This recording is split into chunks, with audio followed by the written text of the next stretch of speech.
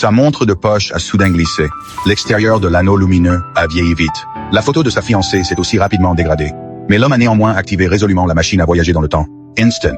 Il vit le temps filer à vitesse lumière. Son labo s'est transformé en usine de doses.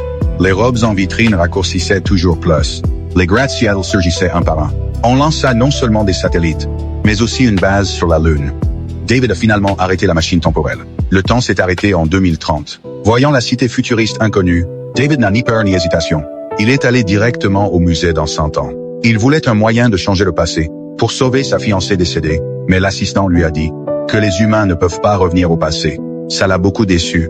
Il croyait que la tech d'ici n'était pas encore assez avancée. Donc il s'est préparé à repartir 100 ans. À ce moment-là, secousse violente. David a dû fermer la machine temporelle. Le temps s'est arrêté en 2037. La scène l'a sidéré.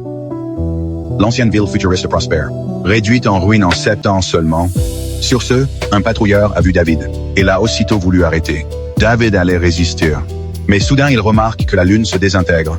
Pendant le plan de colonisation lunaire, humains l'ont sorti de son orbite par erreur, provoquant la perte de sa gravité. La Terre a subi 1000 désastres. Les survivants se sont cachés sous terre. David se délia et est retourné à la machine temporelle. Mais dès qu'il baissa le levier, frappé par l'onde de choc d'une fissure, il s'est évanoui dedans. Et sans le vouloir a mis la vitesse temporelle au max. Instant.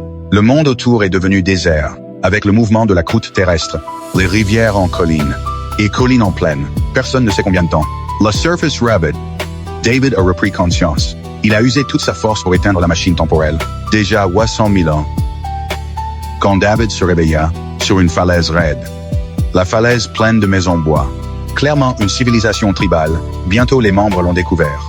David tenta de les saluer mais pas la même langue.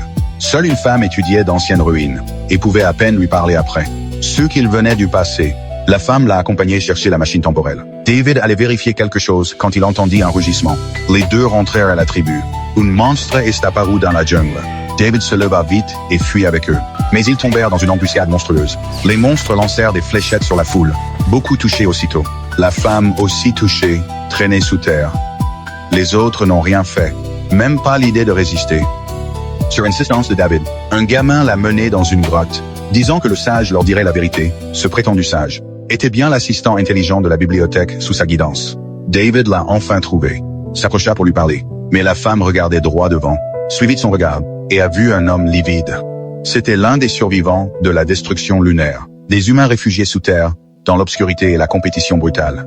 Les souterrains ont évolué en 3 classes. Classe chasseuse, chargée de chasse. Classe ouvrière, chargée de production. Lui, le cerveau.